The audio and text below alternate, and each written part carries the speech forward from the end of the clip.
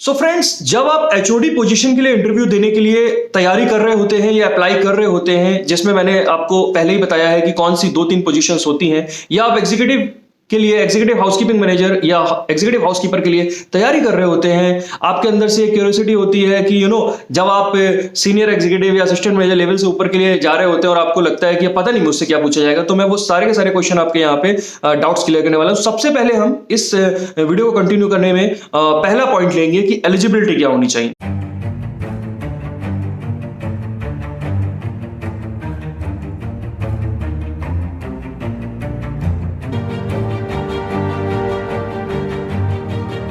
आपको बताना चाहूंगा कि एलिजिबिलिटी जो है बहुत ही सिंपल है। आपको कम से कम एग्जीक्यूटिव लेवल पे 1 साल से लेकर के 1.5 साल तक का एक्सपीरियंस होना चाहिए, तब आप उसके बाद एएम के लिए अप्लाई कर सकते हैं। जब आप एएम की पोजीशन पे कम से कम 1 से 1.5 साल काम कर लेते हैं, तब आप हाउसकीपिंग मैनेजर की पोजीशन के लिए अप्लाई कर सकते हैं। जब आप हाउसकीपिंग मैनेजर पे सेम टाइम पीरियड में आप काम कर लेते हैं, तब आपको डेप्यूटी हाउसकीपर या एग्जीक्यूटिव हाउसकीपर के लिए आप एलिजिबल हो जाते हैं। प्रिपरेशन के लिए प्रिपरेशन आपकी कंप्लीट होती है और आप इंटरव्यू के लिए एलिजिबल हो जाते हैं। अब इसमें डिपेंड करता है कि आप जब हाउसकीपिंग मैनेजर या डेप्यूटी हाउसकीपर हैं, तो आप नेक्स्ट जब एग्जीक्यूटिव हाउसकीपर बनने जा रहे हैं, तो आप किस लेवल के होटल में इंटरव्यू देने जा रहे हैं एग्जीक्यूटिव हाउसकीपर के लिए। अगर वो होटल 200 कमरों से या 150 कमरों से ऊपर का है, तो वो हाउसकीपिंग मैनेजर या डेप्यूटी हाउसकीपर की पोजीशन के लिए कम से कम 2 से 3 साल का एक्सपीरियंस मांगते हैं, और उसके बाद ही आपको जो है असिस्टेंट एग्जीक्यूटिव हाउसकीपर या एग्जीक्यूटिव हाउसकीपर की पोजीशन के लिए वो आपको इंटरव्यू देने के लिए अपॉर्चुनिटी देते हैं। जब आप एग्जीक्यूटिव हाउसकीपर या इन रेस्ट जो लोअर 3 पोजीशन है उसके इंटरव्यू के लिए जाने के लिए या उसकी इंटरव्यू के लिए प्रिपरेशन कर रहे होते हैं, आप होटल्स में अप्लाई कर रहे होते हैं, तो मैं आपको बताना चाहूंगा कि उसमें सबसे पहला स्टेप होता है आपका सीवी। दोस्तों, एक चीज का हमेशा ध्यान रखिएगा कि सीवी जो है ना, उसको बहुत लेंथी मत करिए। उसको 2 पन्नों में या 3 पेजेस में, मैक्सिमम 3 पेजेस में, मैं तो आपको यही असिस्ट करूंगा कि आप 2 पेजेस में उसको कंप्लीट करें। फोकस्ड होनी चाहिए, पॉइंट बाय पॉइंट होनी चाहिए। आपका जो विजन है, आपका जो ऑब्जेक्टिव है, आपकी जो किस तरीके से सीवी बनाई है, मेरी एक ऑलरेडी वीडियो यूट्यूब पे पड़ी हुई है, आप उसमें देख सकते हैं कि क्या क्या पॉइंट होने चाहिए। मैं आपको वेरी डिस्क्राइब और very briefly I am telling you कि आपके उसमें आपके अचीवमेंट होने चाहिए, आपका एक्सपीरियंस, और उस एक्सपीरियंस में वेरी शॉर्ट में आपको आइडेंटिफाई करना है कि आपका क्या क्या जॉब स्किल्स थी, वो उसमें होना चाहिए। आपका फैमिली बैकग्राउंड ब्रीफ में होना चाहिए, इन द सेंस कि आपके डैड का क्या नाम है, मॉम का क्या नाम है, आपका डेट ऑफ बर्थ क्या है, और आपका एजुकेशन के बारे में तो जो भी है वो पॉइंट बाय पॉइंट ऑफ आपका इंटरमीडिएट एंड आपका मैट्रिक्स है जो, एंड उसके बाद आपका जो भी प्रोफेशनल डिग्री है वो होनी चाहिए।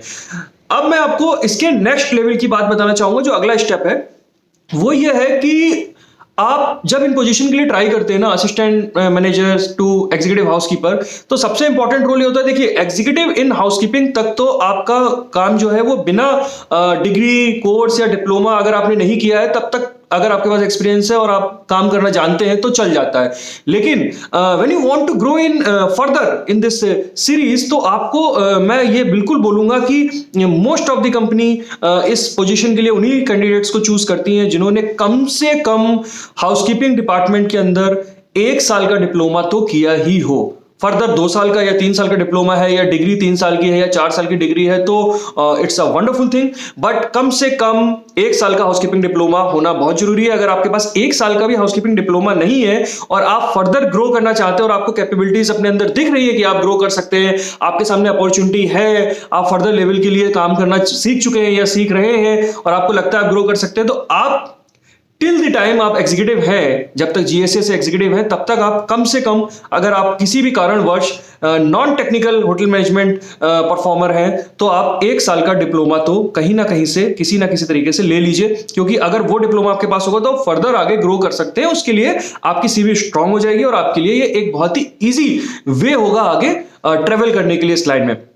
तो पॉइंट सेकंड ये हो गया। अब जब आपके पास ये दोनों चीजें हैं, एलिजिबिलिटी है, एक्सपीरियंस है, आपके पास डिग्री है, आप जो भी आपकी एजुकेशन है उस लेवल के लिए वो परफेक्ट है, तब इसके बाद अब आप अप्लाई कर सकते हैं। तो मैंने आपको एक वीडियो करी है how to search a job. अगर आपके पास जॉब नहीं है और आप सोच रहे हैं कि ये मुझे पता कैसे चलेगा कि कहां पे पोजीशन है, तो आप वो वीडियो जाकर के देखिए, मैं लिंक में उसका डिस्क्रिप्शन दे रहा हूं कि वो वीडियो आप किस तरीके से ये ढूंढ सकते हैं कि कहां पर ये फर्दर 3-4 पोजीशंस के लिए वैकेंसीज ओपन है। Once you get the vacancies कि आपको इस होटल के अंदर ये वैकेंसीज है, आपको एचआर को कॉल करनी है और एचआर आपको ईमेल आईडी प्रोवाइड कराएंगे। फर्दर वेरियस प्लेटफॉर्म है, जॉब सर्च इंजन्स हैं, जहां से अगर आपको कहीं से पता चलता है तो वहां पे ईमेल आईडी ऑलरेडी दी होती है, आपको अपनी सीवी एचआर को सेंड करनी है। When you get shortlisted for that particular position, आपके पास ह्यूमन रिसोर्स डिपार्टमेंट से उस होटल के फोन आएगा, वो आपसे ब्रीफ डिस्क्रिप्शन लेंगे कि आपके बारे में, वो आपसे पूछेंगे कि आपका जिसे कहते हैं ना tell me about yourself, वो उस क्वेश्चन को आपसे पूछेंगे। तो आपको ये चीजें पहले से तैयार करके रखनी है कि आपके बारे में आपका एक ब्रीफ डिस्क्रिप्शन हो, जिसमें आपका नाम, आपकी फैमिली डिटेल्स, आपकी हॉबीज, अचीवमेंट एंड आपका जॉब डिस्क्रिप्शन जो भी है, फर्दर एक्सपीरियंस जो भी आपका आप अचीव कर चुके हैं उसको आप उसमें बताएंगे।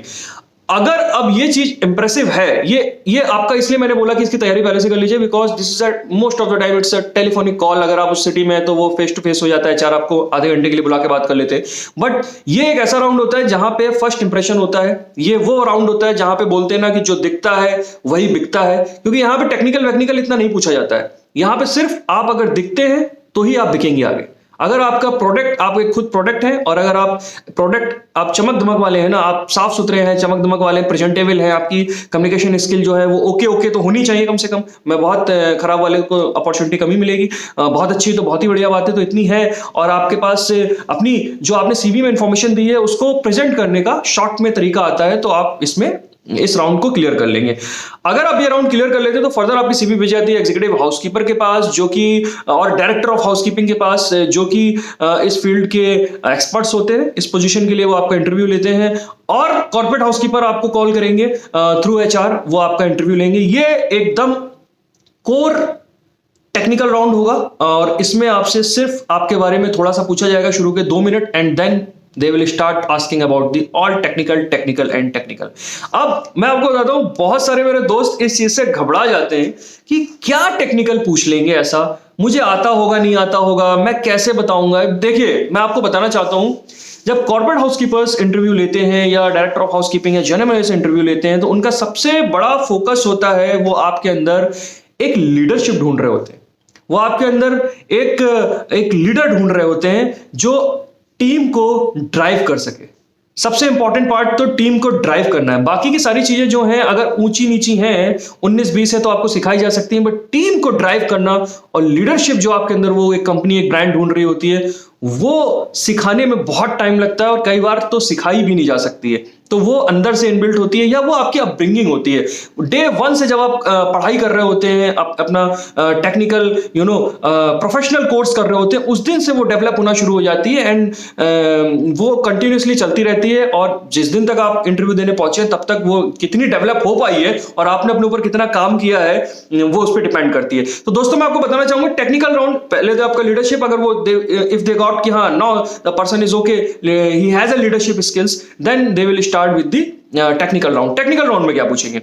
किसी भी एचओडी के लिए टेक्निकल राउंड में सबसे इंपॉर्टेंट चीज होता है कि उसको जो हाउसकीपिंग डिपार्टमेंट है उसकी बेसिक नॉलेज होनी चाहिए। सबसे इंपॉर्टेंट बेसिक नॉलेज, जो आप मेरी सुपरवाइजर इंटरव्यू सीरीज देख लीजिए या जीएससी सीरीज देख लीजिए, तो वहां से आपको मिल जाएगा कि भाई मशीन्स के बारे में, पब्लिक एरिया के बारे में, रूम के बारे में, how to check the room, how to clean the room, what kind of procedures, SOPs, किस तरीके से आपके क्या कहते हैं जो चीजें होती हैं, कुछ स्टेन्स होते हैं, उनको कैसे साफ करते हैं, how to operate laundry procedure, how to operate horticulture operations, and how to operate the linen room operation, how to operate the tailor operations. ये सारी चीजें जो होती हैं वो उसके बारे में वो आपसे एक एक करके बारी बारी पूछेंगे।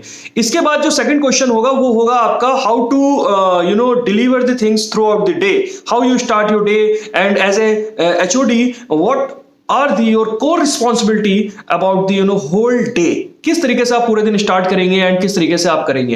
आई फॉर डिटेल एक बहुत इंपॉर्टेंट चीज है। आई फॉर डिटेल के बारे में आपसे जरूर पूछा जाएगा। आई फॉर डिटेल क्या होती है? आई फॉर डिटेल में आपको बता देता हूं।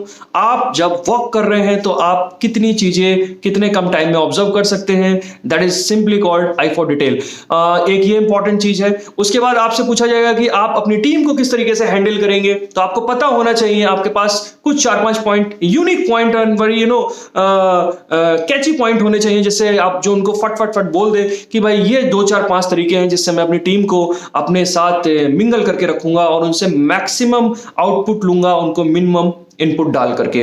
ट्रेनिंग्स किस तरीके से आप टीम को देंगे, आपके क्या फर्दर प्लान है टीम को लेकर के, ट्रेनिंग्स के बारे में, आपने टीम को कैसे डेवलप करेंगे वो आपसे पूछा जाएगा। ये बड़े इंपॉर्टेंट चीज होते हैं। अब इसके बाद फर्दर क्वेश्चंस क्या होते हैं, देखिए मैं आपको सारे क्वेश्चंस बता रहा हूं, वीडियो को बड़े ध्यान से देखिएगा। ये सारे क्वेश्चंस में से अगर मैं आपको 10 चीजों पर टॉपिक बोलूं तो 8 चीज आपसे पूछी जाएंगी, ये श्योर शॉट है। इसके बाद आता है बजट्स। तो ये एक बड़ा हुआ है लोगों के अंदर कि भाई बजट बजट बजट कैसे बनाएंगे बजट। देखिए हाउसकीपिंग बजट से सिंपल कोई बजट नहीं है होटल इंडस्ट्री के अंदर। मैं आपको बता देता हूं, इसमें कोई रॉकेट साइंस नहीं है। आपको अपनी रूम कॉस्ट पता होनी चाहिए। अगर आपने सुपरवाइजर एग्जीक्यूटिव लेवल तक ठीक से काम किया है तो आपको अपनी रूम कॉस्ट पता होगी। रूम कॉस्ट के बारे में मैं अलग से वीडियो लूंगा, हाउसकीपिंग बजट के बारे में अलग से एक दिन वीडियो करूंगा, लंबी वीडियो होगी, उसमें आपको एक एक चीज एक्सप्लेन करके बताऊंगा।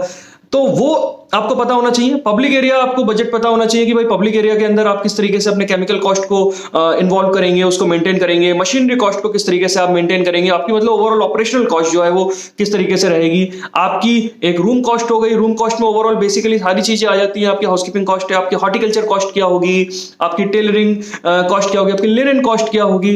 अगर इसको फर्दर बाइफिकेट कर दें ओवरऑल हाउसकीपिंग रूम कॉस्ट को, तो ये सारी चीजें आ जाती हैं कि आपकी मशीनरी कॉस्ट हो गई, आपकी लिनन कॉस्ट हो गई, आपकी हाउसकीपिंग एमिनिटीज कॉस्ट हो गई, आपकी सप्लाई कॉस्ट हो गई, आपकी अपॉस्ट्री कॉस्ट हो गई, आपकी रिफर्बिशमेंट कॉस्ट हो गई, एंड आपकी केमिकल कॉस्ट हो गई, आपकी जो भी लिनन है आप फर्दर नया लिनन खरीद रहे हैं वो हो गई, लॉन्ड्री कॉस्ट हो गई, आपकी फ्लावरिंग कॉस्ट हो गई। तो ये सारी चीजें उसके अंदर आकर के आपकी ओवरऑल टोटल जो है वो रूम कॉस्ट बनती है। तो कहने का मतलब ये है कि आपको बजट के ऊपर जो उसकी माइन्यूट से माइन्यूट चीज है और बड़ी से बड़ी चीज है वो आपको पता होना चाहिए। तो ये क्वेश्चन पर डिस्कशन हो सकता है, क्योंकि देखिए जब आप एचओडी लेवल पे काम करने जाते हो कोई आपसे ये नहीं पूछेगा कि डब्ल्यूसी कैसे क्लीन होती है, या कर्टन को किस तरीके से फोल्ड करना है, या कर्टन को ओपन क्या करना है, टर्न डाउन सर्विस क्या होती है। इस तरीके के क्वेश्चन आपसे नहीं पूछे जाएंगे, बिकॉज ये क्वेश्चन जो है वो सुपरवाइजर लेवल तक पूछे जाते हैं। यहां पर आपसे ओवरऑल ऑपरेशंस को किस तरीके से ड्राइव करेंगे आप, इस तरीके के क्वेश्चन पूछे जाएंगे। ऐसे क्वेश्चन पूछे जाएंगे जो आपको हेल्प करेंगे ऑपरेशन ड्राइव करने में, तो वो क्वेश्चन आपसे पूछे जाएंगे। तो अब इसके बाद फर्दर जो एक सबसे इंपॉर्टेंट क्वेश्चन है जो हम लोग हाउसकीपिंग जो टीम लीडर्स होते हैं, जो एएम्स होते हैं, हाउसकीपिंग मैनेजर होते हैं, उनसे पूछते हैं, वो है कि आपका होटल को अपकीप, होटल की जो अपकीप है उसको मेंटेन करने के लिए आप क्या ऐसे स्टेप लेंगे, या आप किस तरीके से उसको अपकीप करेंगे। What is the true defined upkeep of hotel, hotel को अपकीप कैसे करेंगे। तो वो आपको पता होना चाहिए कि होटल अपकीपिंग क्या होती है। उसके बाद आपको आपका इनोवेशंस, वो आपसे पूछेंगे कि आपने फर्दर पिछले जो 4-5 साल का आपका एक्सपीरियंस रहा उसमें आपका कस्टमर जो हमारा गेस्ट है उसको लेकर के आपने क्या आपका फोकस है, आपके क्या इनोवेशंस है, आपने होटल हाउसकीपिंग को डेवलप करने में किस तरीके के इनोवेशंस किए, इस तरीके के क्वेश्चंस होंगे। मिनी बार एक बहुत इंपॉर्टेंट चीज है, इसके बारे में आपको पता होना चाहिए। इन्वेंट्रीज बहुत इंपॉर्टेंट चीज है, ये एक ऐसी चीज है जो थोड़ी सी टेक्निकल है, आपको फॉर्मेट्स पता होने चाहिए इन्वेंट्रीज के बारे में, कितने दिन में कौन सी इन्वेंट्री होती है वो पता होना चाहिए।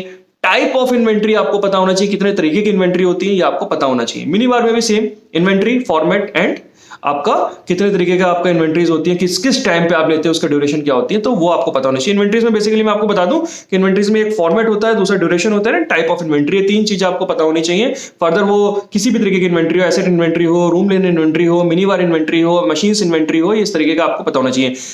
इस तरीके के क्वेश्चन पूछाते हैं, जैसे लाइक एसेट रजिस्टर क्या होता है, किस तरीके की रिकॉर्ड कीपिंग होती है, हाउसकीपिंग डेस्क के ऑपरेशंस क्या होते हैं, लॉस्ट एंड फाउंड प्रोसीजर क्या होता है, पेस्ट कंट्रोल में किस तरीके से आप रिकॉर्ड ड्यूरेशन एंड ऑपरेशंस को मैनेज करेंगे, हॉर्टिकल्चर को आप किस तरीके से आगे फर्दर ग्रो करेंगे।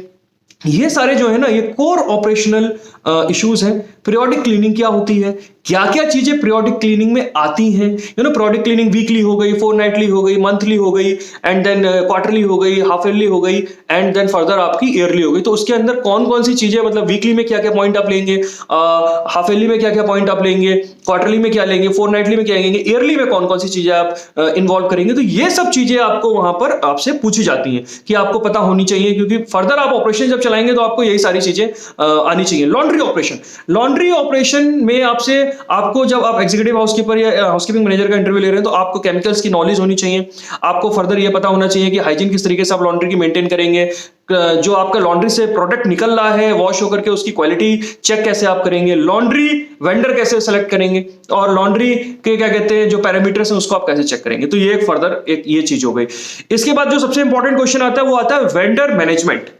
समझिएगा, वेंडर मैनेजमेंट के बारे में आपसे पूछा जाएगा कि how you able to manage your vendor, what are the key point you want to make under, how to manage your vendor, what kind of point you want to understand when you going for when किस तरीके से आप vendor को manage करेंगे। Vendor management एक बहुत ही important procedure है। वो आपसे इस तरीके से पूछेंगे कि आप जब अपना वेंडर मैनेजमेंट करेंगे, आप जब अपना वेंडर सिलेक्शन करेंगे तो आप उसमें कौन कौन से पॉइंट्स को कंसीडर करेंगे।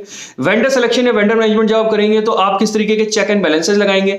कॉन्ट्रैक्टिंग जब आप कॉन्ट्रैक्टिंग करेंगे एक किसी भी, जैसे सपोज लॉन्ड्री का आपने कॉन्ट्रैक्ट किया वेंडर के साथ, तो उसमें क्या क्या चीजें आप क्या क्या पॉइंट आपके उसमें पड़े हुए होने चाहिए, क्या पॉइंट उसके अंदर कॉन्ट्रैक्ट के अंदर होने चाहिए, किस तरीके का आपका वेंडर मैनेजमेंट होगा। तो आपको उसमें 2-3 चीजें पता होनी चाहिए जो मोटी मोटी होती हैं कि कॉन्ट्रैक्ट किस तरीके से साइन होते हैं, एंड क्वालिटी आपकी होनी चाहिए। आप चेक करेंगे पर्सनली जाकर के कि वेंडर की साइड है या नहीं है। आप सबसे इंपॉर्टेंट चीज मैं बता दूं, वेंडर सिलेक्शन के लिए क्या होता है कि आप उसका क्लाइंट लिस्ट चेक करेंगे, जिससे कि वेंडर की क्रेडिटेबिलिटी एंड उसका ट्रस्ट एंड उसकी रिलायबिलिटी आपको पता चल जाए कि he is a good vendor और नॉट, किया उसने उसका बैकग्राउंड क्या है, कहाँ कहाँ काम किया है। आप उससे उसका क्लाइंट लिस्ट जो है उसका फीडबैक लेंगे, उससे वहां से पता करेंगे। तो ये सारी चीजें वेंडर मैनेजमेंट के अंदर आ जाती हैं। इसके बाद आपको प्रोडक्ट मैनेजमेंट बड़ा इंपॉर्टेंट पार्ट है, वो पूछा जाएगा कि कितने तरीके के होटल के अंदर पत्थर होते हैं, उनको किस तरीके से मैनेज किया जाता है, किस तरीके से आप फ्लोर मेंटेन करेंगे। फ्लोर से मेरा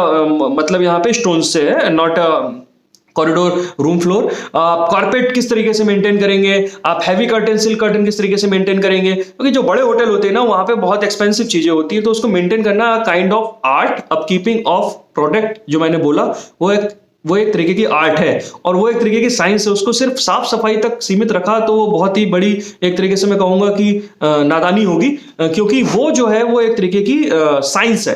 क्योंकि अगर आपने गलत चीज पे गलत केमिकल लगा दिया, या उसका जब वो साफ होनी थी साफ नहीं करी, या उसकी जब वॉशिंग होनी थी या टेम्परेचर कुछ ऊपर नीचे कर दिया, या केमिकल गलत लगा दिया, या मशीन गलत यूज कर दी, तो सारा का सारा खेल बिगड़ जाएगा। वो प्रोडक्ट खराब हो जाएगा। वो शायद वो 50 रुपए से लेकर के 50 लाख तक का प्रोडक्ट हो सकता है। तो दोस्तों आई होप कि आपका वो समझ में आया होगा कि ये सारी चीजें, इस तरीके के क्वेश्चन आपसे मैनेजर लेवल के इंटरव्यू में पूछे जाएंगे। आई होप कि आपके डाउट क्लियर हुए होंगे। मैं आपको बता दूं कि इसके बाहर ये आपका 80% 85% इंटरव्यू कवर हो जाएगा। अगर आपने इतना सीख लिया और इतना बता दिया तो आई एम टेलिंग यू कि फिर आपको कोई इस पोजीशन के लिए बाहर नहीं कर सकता है। मुझे नहीं लगता है कि मैंने नहीं देखा कि कभी इससे बाहर कोई इंटरव्यू हुआ हो या इससे बाहर कोई क्वेश्चन आया हो। ये एक इंटरव्यू को ओवरऑल ग्लोब मैंने आपको बता दिया, इसी के अंदर फंसा हुआ रहता है पूरा इंटरव्यू। इस तरीके के क्वेश्चंस के अंदर और इस तरीके की नॉलेज के अंदर ही पूरा इंटरव्यू फंसा हुआ रहता है। तो अगर आप अभी तक इस वीडियो के साथ बने हुए हैं तो वीडियो को एक थम्स अप, एक लाइक जरूर दीजिए। And I am requesting you कि अगर आपको वीडियो अच्छी लगी है और आप अपने दोस्तों को इसके साथ जोड़ना चाहते हैं तो प्लीज वीडियो को शेयर करिए। अगर आप मुझसे जोड़ना चाहते हैं तो प्लीज मेरे इंस्टाग्राम अकाउंट, आगे लिंक दिया हुआ है वीडियो में अटैच है, आप उस पर मुझसे कनेक्ट होइए। हम वहां पर बात कर सकते हैं, चैट कर सकते हैं। वीडियो कैसी लगी आपको कमेंट बॉक्स में प्लीज जरूर बताइए। तब तक के लिए थैंक यू सो मच। आने वाली वीडियो के साथ जुड़े रहिए। अपना बहुत बहुत ध्यान रखिए। Tata bye bye.